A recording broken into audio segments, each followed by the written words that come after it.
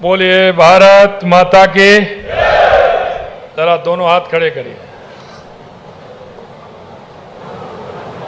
हनुमान जी की मुष्टिका बनाइए। हनुमान जी की मुष्टिका बनाइए। दोनों हाथ खड़े करिए। हनुमान जी की मुष्टिका बनाइए। जोर से बोलिए भारत माता की, भारत माता की, भारत माता की, युवा शक्ति की, आप सभी की।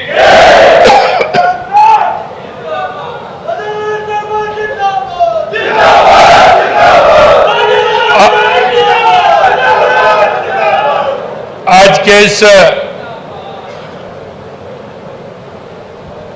देश के यशस्वी प्रधानमंत्री नरेंद्र मोदी जी के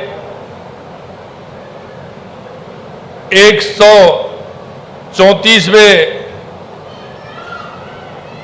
संस्करण की मन की बात में आप सभी यहां पधारे हैं। इसमें आपने देश के यशस्वी प्रधानमंत्री नरेंद्र मोदी जी ने जो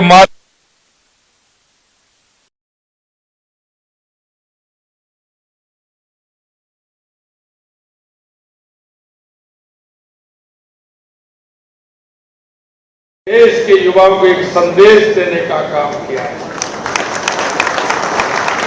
आज इस मन की बात में हमारे बीच में पार्टी के वरिष्ठ नेता, पूर्व प्रदेश अध्यक्ष और वित्त आयोग के अध्यक्ष माननीय अरुण चतुर्वेदी जी, कैबिनेट में मेरे साथी, युवा और खेल विभाग के राज्य मंत्री भाई के बिश्नोई जी, प्रदेश के महामंत्री भाई मित्रेश गौतम जी और हमारे युवा मोर्चा के प्रदेश के अध्यक्ष भाई शंकर गौड़ा।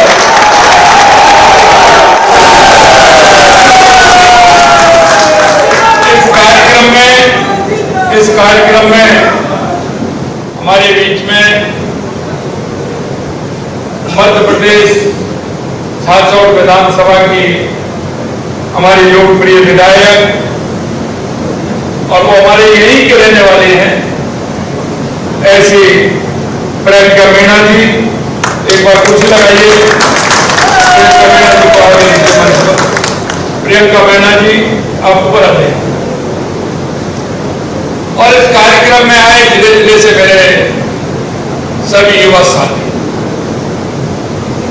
क्योंकि आज मन की बात का कार्यक्रम मेरे निवास पर था। आप सभी लोग पधारे हैं।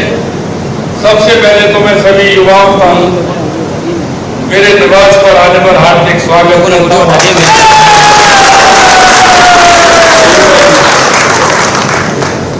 मित्रों,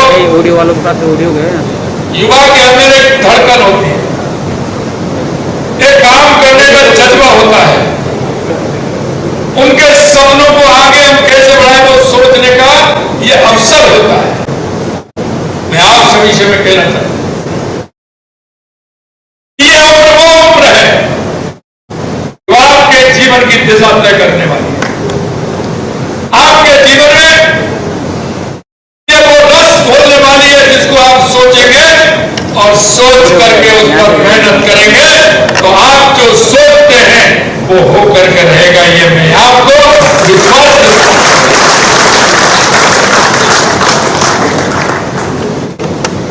मेरे युवा भाई और बहनों,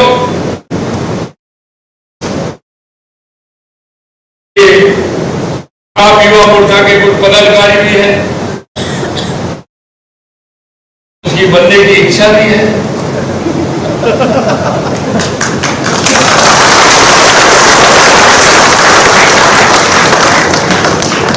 कुछ आगे अपना भविष्य भी तय करने की सोच रहे होंगे।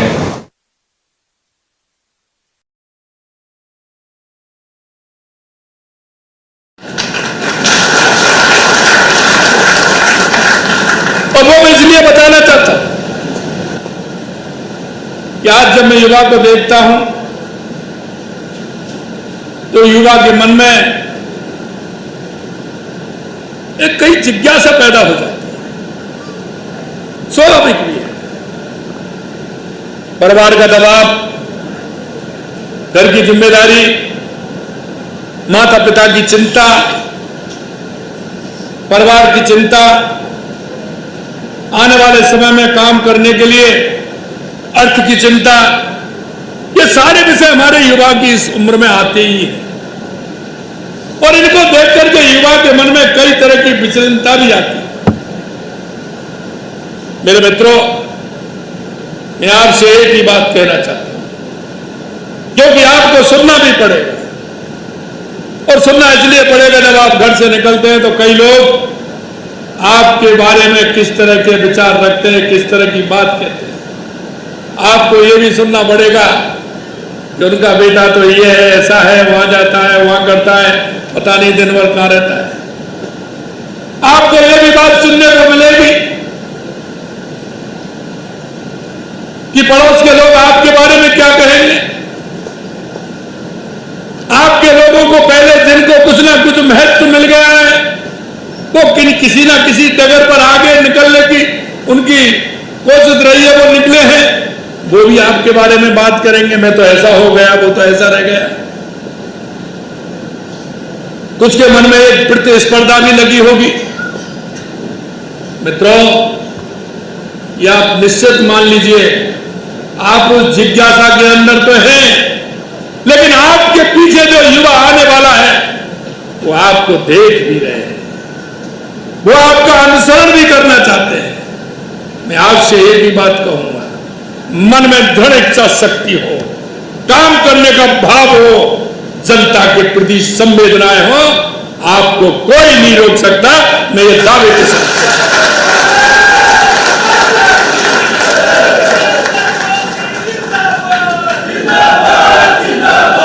क्योंकि आप तो, मैं देख रहा हूं, आप तो कोई ना कोई युवा मोर्चा के अंदर पदाधिकारी होंगे। अरे मैं तो, जब मैंने राजनीति विद्यार्थी परिषद के बाद स्टार्ट की थी और जब मैं मेरे गांव लौट करके गया, तो मैं तो बूथ का, जब वो अध्यक्ष और संयोजक नहीं होता था, बूथ में चुनाव आते थे तो एजेंट बना करके बस्ता दे करके आते थे। तो मैंने तो मेरी राजनीति का वहां से स्टार्ट हुआ हूं कि जाते थे, क्योंकि परिवार से जुड़ने के कारण, विद्यार्थी परिषद के कारण, क्योंकि हमारे यहां जब तक समझौते में सीट जाती थी अधिकतर, क्योंकि मैं 89 में तक मैं विद्यार्थी परिषद में रहा। उसके बाद 90 में मैं युवा मोर्चे का मंडल अध्यक्ष बना। तो उस समय हमारे यहां जो समझौता होता था, 93 में पहली बार भारतीय जनता पार्टी ने हमारे उस क्षेत्र में विधायक का चुनाव लड़ा था। भारतीय जनता पार्टी लोकसभा का हम लड़ते थे, लेकिन विधानसभा में समझौते में जाते थे। लेकिन हम उस समझौते वाले के लिए उतना ही काम करते थे जितना पार्टी के अंदर काम करते हैं। तो जब हम काम करते थे, जब हम काम करते हैं तो पार्टी का तो काम होता है और व्यक्ति की पहचान बनती है।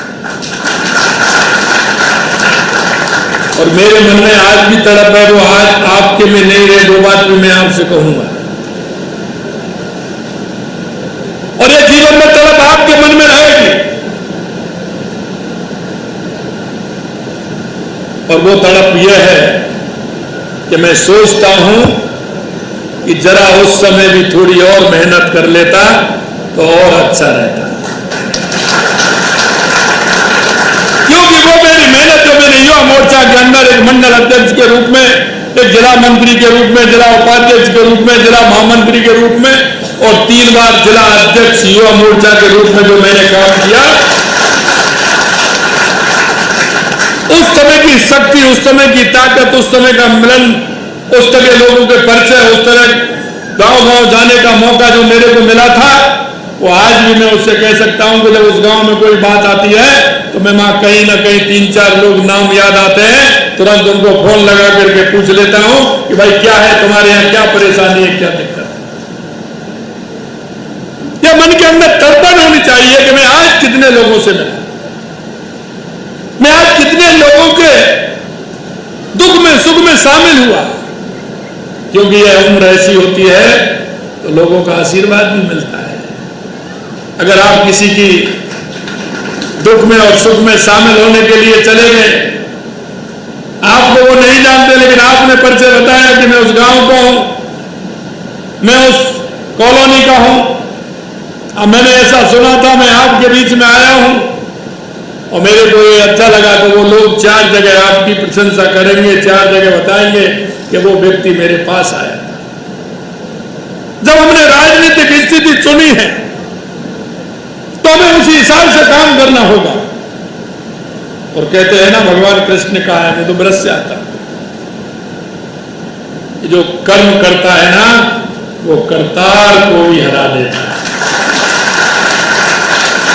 करतार भी उसके साथ हो जाता है। भगवान कृष्ण ने यह भी कहा है कि कर्म कर और मेरे ऊपर छोड़ दे, तू चिंता मत कर, है कि नहीं? अब इसमें विश्वास आपको आपके काम से, आपके व्यवहार से, आपकी मेहनत से वो विश्वास आपके अंदर अपने आप पैदा होता जाएगा। मेरे भाइयों, इसलिए मैं कहना चाहता हूं कि हम सबको मेहनत करनी। और मुझे ये भी दिख रहा है कि आदमी जब बढ़ता है, पहले छोटी सिद्धि, फिर दूसरी सिद्धि, फिर तीसरी सिद्धि, आप एकदम पूरी सिद्धि मिलना तो बहुत बड़ी दिक्कत होती है, लेकिन जब हम सिद्धि चलते हैं तो बाद में सिद्धि छलांगने का भी मौका मिल जाता है।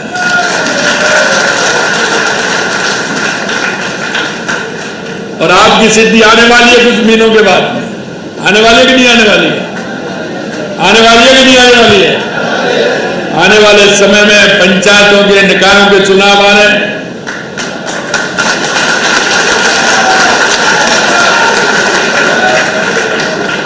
लेकिन उसमें आपके काम की भी पहचान होगी,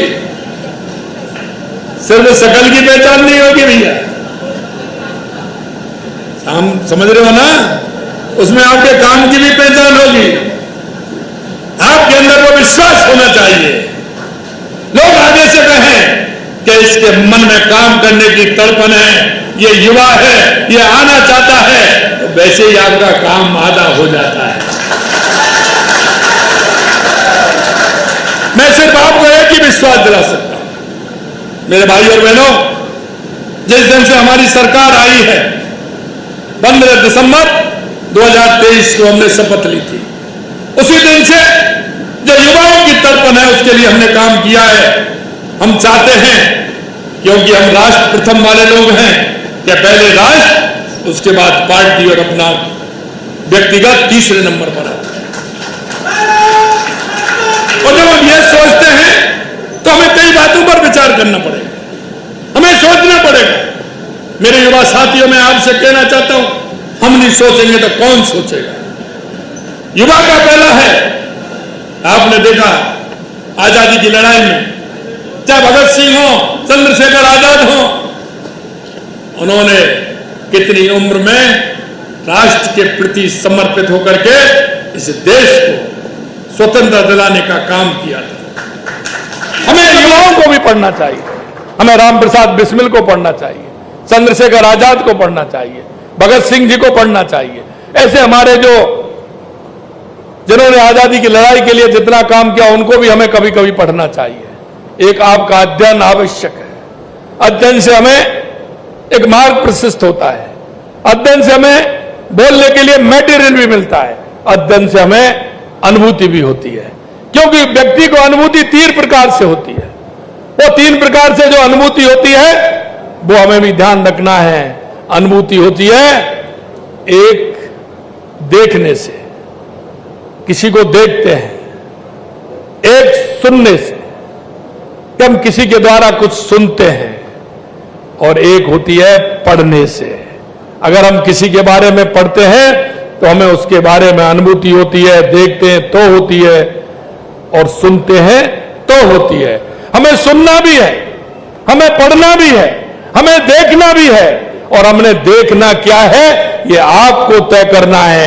हमें देखना वो नहीं है जो जिन लोगों ने 70 साल से दिखा रहे हैं, हमें वो देखना है जो हमारे राष्ट्र के हित में है, हमारे समाज के हित में, हमारे युवाओं के हित में, वो हमें देखना है।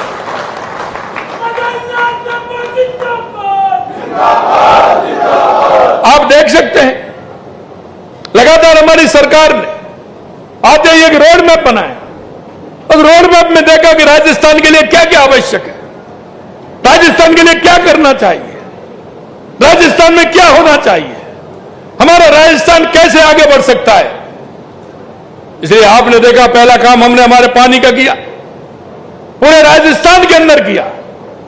चाहे हमारी ईआरसीपी हो जिसमें 18 जिले आते हैं, राम जल सेतु योजना, चाहे हमारे शेखावाटी का यमुना का पानी हो। यमुना का पानी आप देख रहे हो, हमारा एमओयू हो गया, हमारी उसकी डीपीआर भी बन गई। आने वाले समय में उसका उद्घाटन भी होगा, पाइपलाइन से पानी भी आएगा। ईआरसीपी के अंदर 26,000 करोड़ रुपए के काम स्टार्ट हो गए। 90,000 करोड़ रुपए की देश की सबसे बड़ी योजना अगर कोई बनी है तो हमारी राम जल सेतु योजना हमारी बनी है।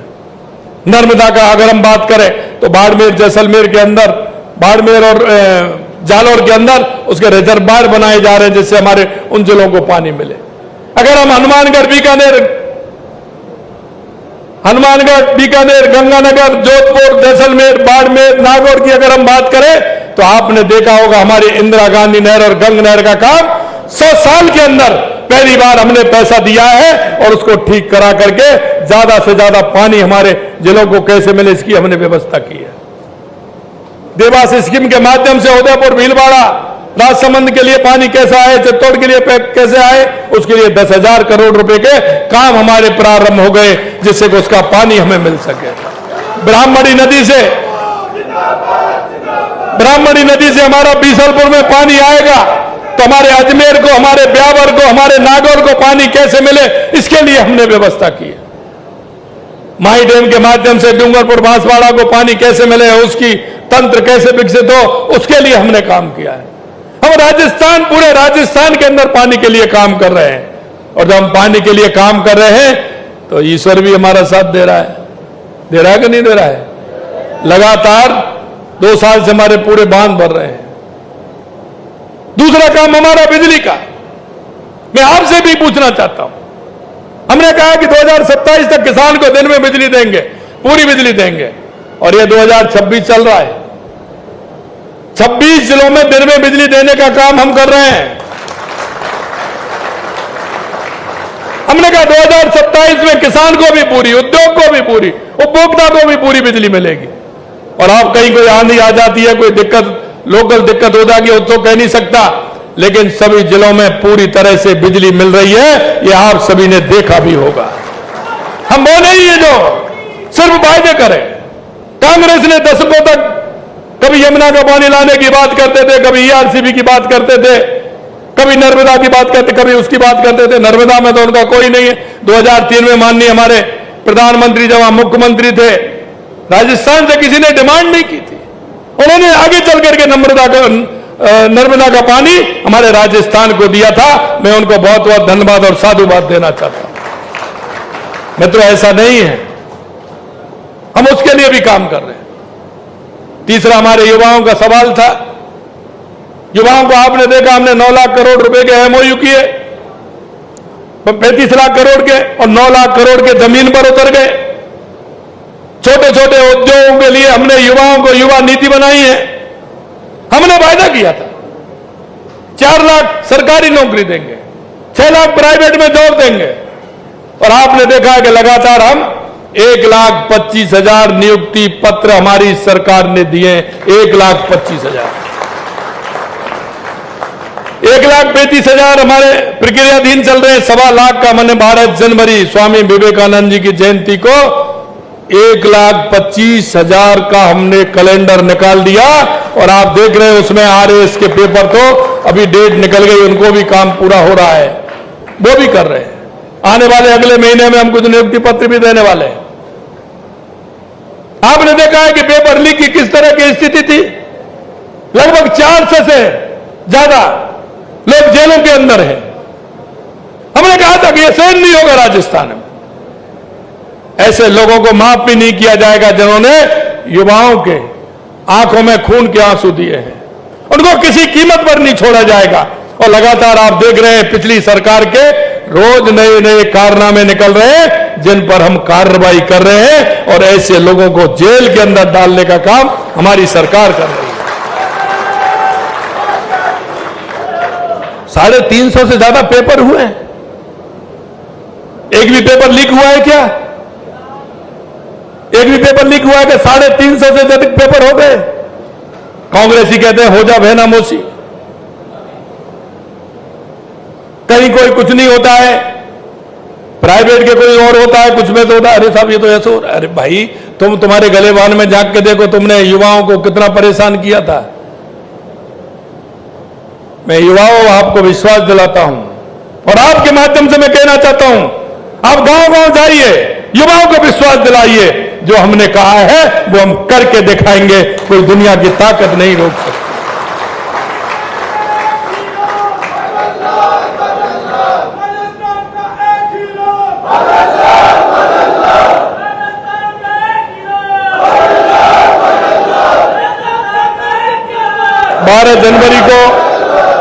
बारह जनवरी को स्वामी विवेकानंद जी की जयंती पर मैंने कहा था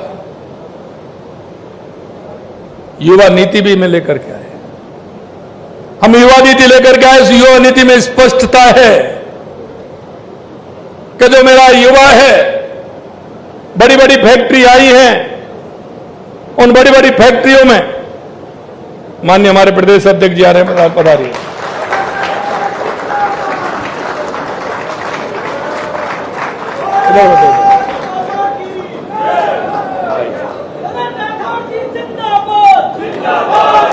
एक बार हमारे प्रदेश अध्यक्ष जी आए, जोरदार तालियों से स्वागत, अभिनंदन।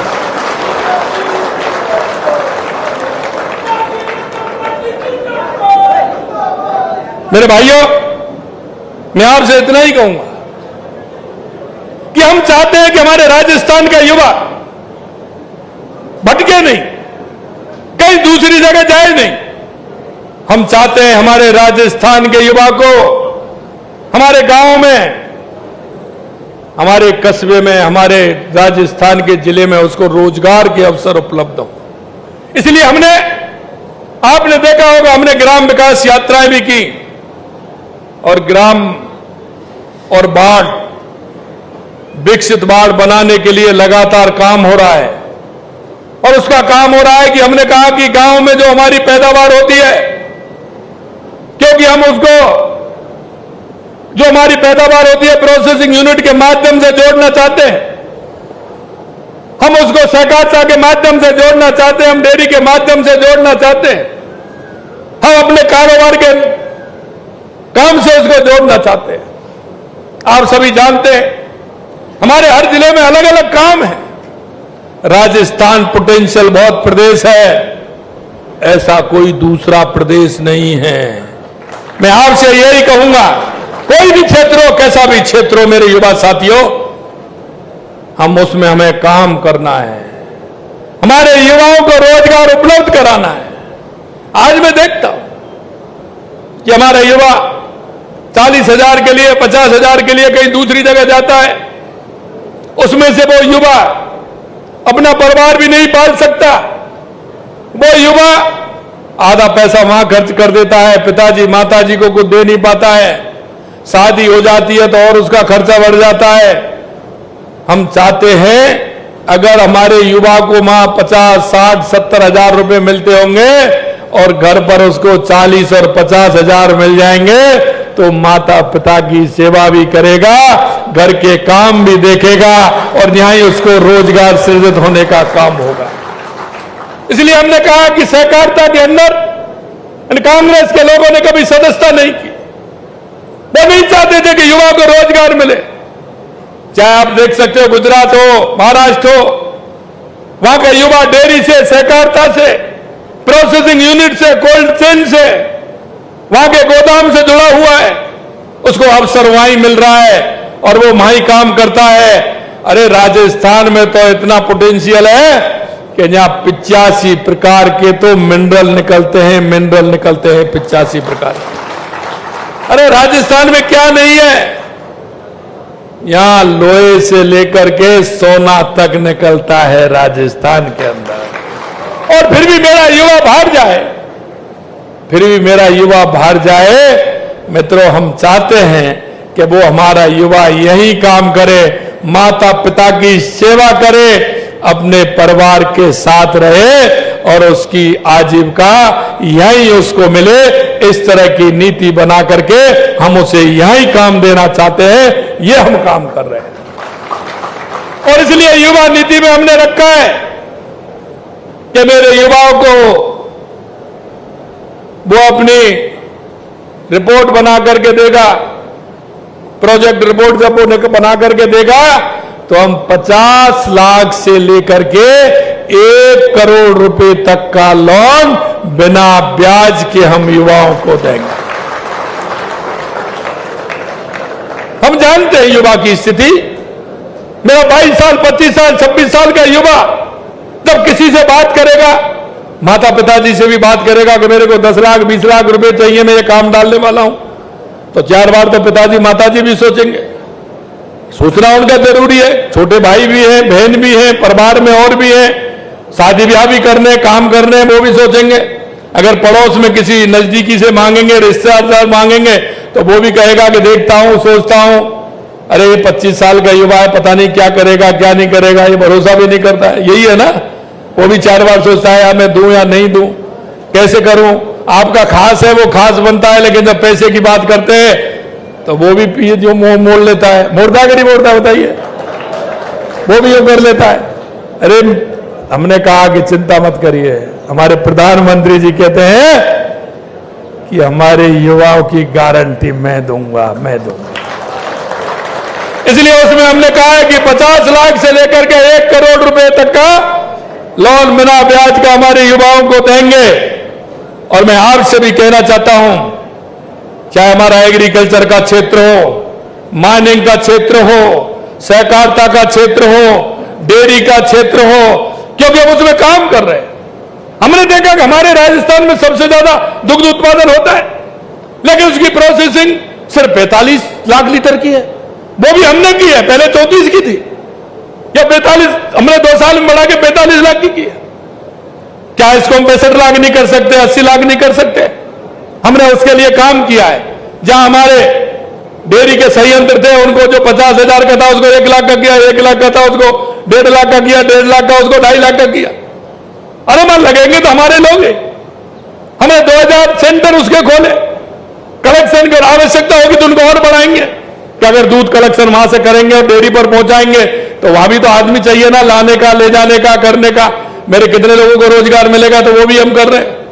उसके लिए भी हमने 2000 खोले कि जिससे कि उसके माध्यम से हम 65 लाख तक पहुंचे। और हमने कहा है कि अगली साल तक हम 65 लाख लीटर दूध का हम बढ़ा करके 65 लाख करने वाले हैं, यह भी हमने कहा है। आने वाले 2 साल के अंदर 85 लाख करेंगे। उसके लिए संयंत्रों के लिए हमने काम स्टार्ट कर दिया, काम चल रहा है। अलवर में काम चल रहा है, भरतपुर में, नागौर से लेकर के जहां जहां हमारे संयंत्र थे उनको बढ़ाने का काम चल रहा है। सहकारिता में हमने जब कहा कि हमारे सदस्य बनाइए, तो राजस्थान के अंदर पहले बनते थे 50, 100, 150 बनाते थे। कांग्रेस वाले 1 घंटे के लिए पोर्टल खोलते थे, अपने लोगों को बनाते थे और बंद कर देते थे। हमने कहा सदस्यता पूरी खोली है, और आपको सुनकर के प्रसन्नता होगी, राजस्थान के अंदर सहकारिता में 10 लाख सदस्य ने सदस्यता ली है। 10 लाख सदस्य बने हमारे। और मैं उनसे भी कहना चाहता हूं, हमने यह भी वादा किया है कि हर ग्राम पंचायत के अंदर हम सहकारिता की समिति खोलेंगे। हमारा युवा गांव से आता है, गांव के लोग कितने ज्यादा हाथ खड़ा करें, अधिकतर गांव से ही आए, मुझे पता है। अब गांव में देखते हो, गांव में देखते हैं पिताजी माताजी से जिद करते हैं हम शहर जाएंगे, शहर में जाएंगे, हम तैयारी करेंगे, हमारा टेस्ट है, ये करना है, नौकरी के लिए जाना है। कहते हैं कि नहीं कहते हैं? पिताजी कहीं से भी लाते हैं, आपको पैसे देते हैं, उन युवाओं को देते हैं, पैसा देते हैं, उनकी व्यवस्था करते हैं। कोई मजा करके मकान लेता है, कोई हॉस्टल में रहता है, कोई कोचिंग करता है। करते हैं कि नहीं करते? इसलिए हमारी सरकार ने मेरा युवा गांव से चल करके नहीं आए, उस गांव में उसको सुविधा मिले, उसका पैसा खर्च नहीं हो, इसके लिए हमने कहा है कि हर पंचायत में अटल ज्ञान केंद्र खोलने का काम करेंगे। और उस अटल ज्ञान केंद्र में हमने चरणबद्ध तरीके से किया है। 2500 हमने घोषणा कर दी है, 2500 में हमारा काम चालू हो गया। वहां हमारा 2 आदमी भी रहेंगे, हम उसमें भी लगाएंगे। ई लाइब्रेरी होगी, ई मित्र की सुविधा होगी, और वहां के हर तरह के जो पत्रिकाएं आती हैं, पेपर आते हैं, उनकी सुविधा भी वहां होगी। 2 लोग आपको मिलेंगे, आपके पढ़ने की सुविधा वो करेंगे, पूरी तरह से आप वहां रहेंगे। तो एक तो आप जब जहां शहर में आते हैं तो कुछ हमारे युवाओं की दिशा भी भटक जाती है, ऐसे लोगों के बीच में आ जाते हैं, तो एक तो वो दिशा नहीं भटकेगी, माता पिता के साथ रहेगा और वो दलिया खा करके वहीं अपनी तैयारी करेगा और पेपर देने के लिए आएगा और पास होकर के जाएगा। इसके लिए हमने अटल ज्ञान केंद्र खोला है। हम छोटी छोटी बातों को जानते हैं, हम जानते हैं कि युवा के मन में क्या तड़पन होती है जब पढ़ लिख करके वो तैयार होता है। इधर तो माता पिता कहते हैं, उधर शादी वाले चक्कर लगाने लग जाते हैं, तो कहते हैं कि साहब कहिए रोजगार से लग जाए जब ही शादी करें। यही होता है कि नहीं होता है? ये रोजगार से लग जाए जब ही शादी करें, नहीं होता है तो कल शादी कर लीजिए भाई, अब क्या करें, ये भी बात आती है। लेकिन उस युवा के मन में एक रहता है कि मैं कैसे करूं, क्या नहीं करूं। मेरे भाई और बहनों, हमने पूरी योजना के साथ हमारी सरकार काम कर रही है। वहां के लोकल प्रोडक्ट क्या है, हमें उसको बढ़ाना है। वहां की स्थिति क्या है वो हम देख रहे हैं। हम ग्राम विकसित गांव और विकसित बाढ़ 2 को हमने लिया है। हमने उसकी पूरी गांव की योजना बना रहे हैं, क्योंकि प्रधानमंत्री जी ने कहा है विकसित भारत 2047 और हमने कहा है विकसित राजस्थान 2047। उसके लिए गांव गांव की योजना बन रही है। अभी जो कोई आता है ये भी चाहिए, उसकी जनसंख्या कितनी होगी, वहां आवश्यकता क्या है, वहां 5 साल बाद, 10 साल बाद, 15 साल बाद उस गांव में जनसंख्या बढ़ेगी तो क्या आवश्यकता होगी, वहां सड़क कैसे है, वहां की नाली कैसी है, वहां की बिजली कैसी है, वहां के स्वास्थ्य के लिए क्या आवश्यकता है, वहां शिक्षा के लिए क्या आवश्यकता है, वहां पर्यावरण की दृष्टि से कैसा है, वहां सरोवर कैसा है, इसको भी हमें ध्यान में रखते हुए काम कर रहे हैं, जिससे कि हमारी योजना बन पाए। इस गांव की पानी की आने वाले समय में पानी के लिए क्या हमें करना है, वहां की स्वास्थ्य व्यवस्था को कैसे ठीक रखना है, इन सारी योजनाओं को लेकर के ग्राम विकास और नगर पालिका के अंदर बाढ़ विकास की योजना बना करके हमारी सरकार उसकी योजना बनाकर उसको काम करेगी, जिससे कि हमारे किसी युवा को कोई परेशानी नहीं। अब तक गांव का रोड मैप भी नहीं है, राजस्थान की तो बात छोड़ो, लेकिन गांव का रोड मैप नहीं है। हमने कहा वो रोड मैप बनना चाहिए, उस गांव में क्या क्या आवश्यकता है। आपने कंप्यूटर में देखा, उसमें देखेंगे इस गांव में क्या क्या आवश्यकता है, क्यों इसमें दिक्कत है, और वो जो हमारे ई मित्र अटल ज्ञान केंद्र पर रहेंगे वो गांव की सारी बातों को भी बताएंगे। आज यहां दिक्कत है, यहां परेशानी है, उसको भी उसके साथ हमने जोड़ा है। मित्रों, हम चाहते हैं कि हमारे युवा को रोजगार यही मिले, यही रह के वो मेहनत करें। इस तरह की योजना हमने बनाई है। अभी आप देख रहे हो कि लगातार हमारे अभियान चल रहे हैं। हमारा पहले ग्राम विकास रथ हमारे चले थे, किसानों को क्या आवश्यकता है, किसान हमारा कैसे आगे बढ़ सकता है। आज आप देख रहे हैं हमारी जमीन खराब होती जा रही है, क्योंकि डीएपी और यूरिया का उपयोग कर रहे हैं। ऑर्गेनिक खेती क्यों नहीं कर सकते, जैविक खेती हम क्यों नहीं कर सकते, उस खेती को बढ़ा करके हमें हमारी खेती को लाभ की खेती नहीं बना सकते, क्यों नहीं बना सकते। आपने देखा होगा, मैंने ग्राम विकास चौपाल के माध्यम से किसानों को, जो किसान उत्कृष्ट किसान है उनको बुलाया, उनकी बात सुनी, उनकी बात सुन करके कहा, उसने कहा कि साहब 100 बीघे जमीन एक तरफ, कोई कह रहा है 2 बीघे एक तरफ, उसने ग्रीन हाउस पॉली हाउस बना करके उसने अपनी पैदावार को बढ़ाया है। सरकार उस पर अनुदान दे रही है, बिजली के लिए अनुदान, पाइपलाइन के लिए अनुदान, तारबंदी के लिए अनुदान, किसान को खाद के लिए अनुदान, बीज के लिए अनुदान। तो हम उसको उन्नत खेती क्यों नहीं बना सकते जो लाभकारी खेती बने। हम उसके लिए भी हमने काम कर रहे हैं। ग्राम रथ हमारे चले, गांव गांव हम गए, वो भी हमने देखा है। हमने ये भी देखा है कि अभी हमारा 25 तारीख से वंदे गंगा जल संरक्षण अभियान चल रहा है। अभी आपने देखा, प्रधानमंत्री जी ने बताया, पिछले एपिसोड में भी बताया और इसमें भी बताया कि हमारे युवा किस तरह से नदी को साफ करके उसको स्वच्छ बनाने का काम कर रहे हैं। मैं आपसे भी आह्वान करना चाहता हूं मेरे युवा साथियों, आप इस अभियान को लीजिए और युवाओं को दिशा देने का काम करिए। मेरा गांव, मेरा वार्ड, मेरा मोहल्ला कैसे ठीक हो सकता है, मेरे गांव की पानी की आवश्यकता कैसे ठीक हो सकती है, आने वाली वर्षा में हम उस पानी को कैसे रोक सकते हैं, कैसे उपयोग ले सकते हैं। अरे आप तो वो लोग हैं, प्रधानमंत्री जी का जन संचय जन भागीदारी का काम लगातार पूरे देश के अंदर चल रहा है, राजस्थान के अंदर चल रहा है, लेकिन कि उसके अलावा एक अभियान और चल रहा है जो राजस्थान की मिट्टी से गए हैं अपनी इस मातृभूमि से और कर्म भूमि में, चाहे वो गुजरात के अंदर हो, महाराष्ट्र के अंदर हो, कर्नाटक के अंदर हो, तेलंगाना के अंदर हो, पश्चिम बंगाल के अंदर हो, ऐसे जो हमारे प्रवासी राजस्थानी हैं उन्होंने हमारे पूरे राजस्थान के अंदर कर्म भूमि से मातृभूमि के पानी का हार्वेस्टिंग ट्यूबवेल लगा करके उस पानी को जमीन में उतारने का काम हम कैसे कर सकते हैं वो हमारे लोग कर रहे हैं।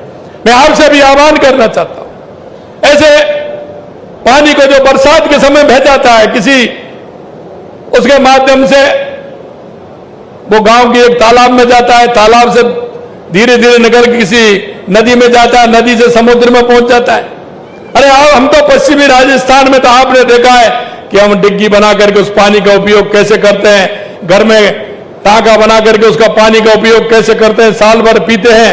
मेरे भाइयों, मैं यही आपसे कहना चाहता हूं, उस पानी को सजने का काम हम सब की जिम्मेदारी है। उस पानी को संचय करते हुए हम उसका उपयोग कैसे ले सकते हैं। मेरे गांव में, मेरे पड़ोस में ऐसा कौन सा तालाब है जिसमें गंदगी है, प्लास्टिक है, जिसमें जलकुंभी है या वहां ठीक नहीं है, उसकी पाल ठीक नहीं है, आप बताएंगे तो आप उनमें गांव वालों के सहयोग से, वहां के लोगों के सहयोग से और हमारी सरकार में भी बताओगे तो उसके लिए भी हमने पैसा मंजूर किया है कि हमारा एनीकट ठीक प्रकार से बन जाए, हमारी बावड़ी ठीक तरह से साफ हो जाए, हमारा कुआं ठीक प्रकार से बन जाए, हमारी पोखर, सरोवर, तालाब, हमारी नहर वो ठीक प्रकार से बने। नदी है तो उसमें एनीकट से पानी को हम कैसे रोक सकते हैं, ये काम हमको करना है, जिससे कि हमारा पानी भी बचेगा, पानी का कलेक्शन भी होगा और पर्यावरण भी ठीक होगा। क्योंकि जहां पानी है वहां पेड़ भी अच्छे लगते हैं, तो हमने दोनों कामों को करना। आप लगातार देख रहे हैं कि हमने पिछले 2 साल में लगभग 25 करोड़ पौधे लगाने का काम किया है। हमने 5 साल में 50 करोड़ पौधे लगाने का लक्ष्य हमने रखा है, तो हम ज्यादा से ज्यादा पौधे लगाएं। तो ऐसे हमारे तालाब है, पोखर है, उनकी पाल पर पौधे भी लगाएंगे तो हमारा पर्यावरण भी ठीक होगा। हम सबकी जिम्मेदारी है। मित्रों, मैं एक ही कहता हूं, किसान भाइयों से भी कहता हूं और आपसे भी कहना चाहता हूं, हमारे पूर्वजों ने हमारी इस मिट्टी के लिए, हमारी इस धरती के लिए, हमारे खेत के लिए उन्होंने कितनी तपस्या की है, उसने कितने दुख पाए, लेकिन हमारी जमीन को खराब होने नहीं दिया। लेकिन आज जिस तरह से हम डाई और यूरिया का उपयोग करते हुए हम हमारी जमीन को खराब करने का काम कर रहे हैं, हम आने वाली पीढ़ी को हम क्या देना चाहते हैं?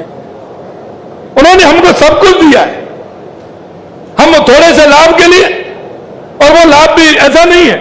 आज आपने किसान के पुत्र होंगे सभी, उन्होंने किसानी भी देखी होगी। पहले दिन 5 किलो डालेंगे, अगले बार 10 किलो, उसके बाद 15 किलो, 20 किलो, 25 किलो, 30 किलो, आगे कहां ले जाओगे इसको?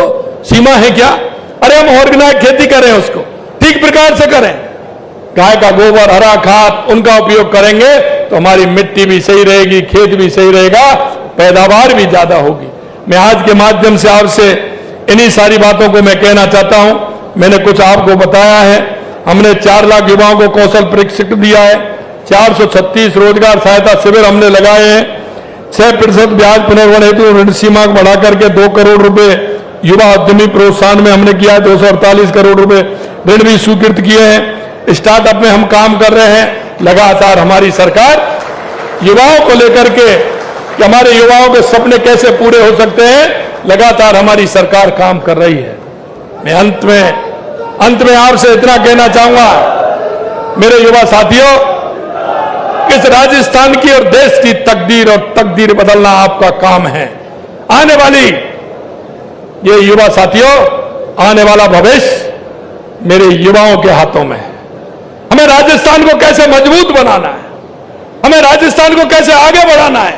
अगर आपके मन में ये तीस होगी, ये आपके मन में ये बात होगी कि मेरा राजस्थान कैसे आगे बढ़े, मेरे युवाओं के सपने कैसे साकार हों, तो मैं कह सकता हूं कि आपकी वो ताकत है कि हम राजस्थान को एक मजबूत और देश के अंदर एक श्रेष्ठ राज्य बनाने की क्षमता हमारे अंदर है, क्योंकि हमारा राजस्थान पोटेंशियल है।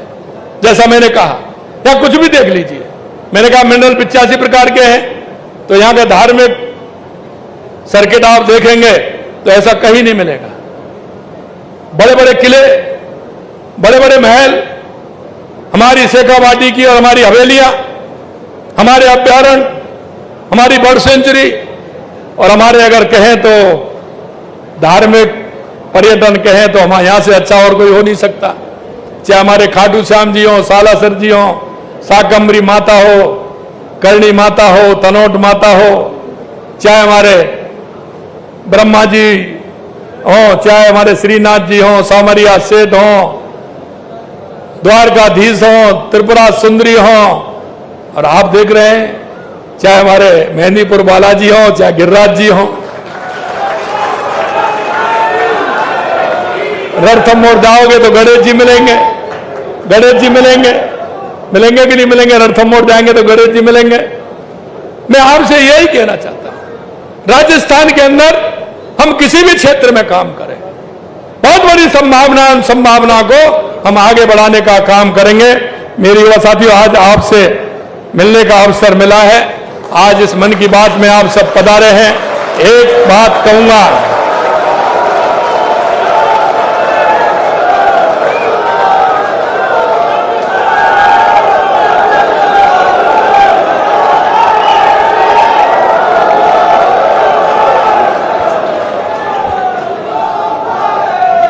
एक बात आपसे मैं कहना चाहता हूं, एक बात मैं आपसे जरूर कहना चाहता हूं, आपको चिंता करने की जरूरत नहीं है। पूरी ताकत के साथ काम करिए, पूरे ताकत के साथ काम करिए, क्योंकि आपके अंदर ताकत है, हौसला है। क्योंकि चाहे केंद्र सरकार हो, चाहे राज्य सरकार हो, हमने एक भी काम ऐसा नहीं किया जिससे हमारा सिर झुके। सामने वाले को जवाब दीजिए, पूरी ताकत के साथ दीजिए। हमने जो काम कर रहे हैं राजस्थान के हित में कर रहे हैं, देश के हित में कर रहे हैं। मेरे युवा साथियों, जो आपको इन देश के यशस्वी प्रधानमंत्री नरेंद्र मोदी जी के नेतृत्व में जो हमें अवसर मिला है, उसका पूरा पूरा लाभ उठाइए। हम जनता की सेवा के लिए समर्पित भाव से काम कर रहे हैं, किसी हम वो नहीं कर रहे हैं। कोई भी काम ऐसा नहीं किया जिससे आपको झुकना पड़े। सीना ऊंचा करके जाइए, जनता के बीच में जाइए, अपनी बात रखिए। यही मैं कहना चाहता हूं। आप सभी को बहुत बहुत धन्यवाद। जय हिंद, जय भारत, जय राजस्थान।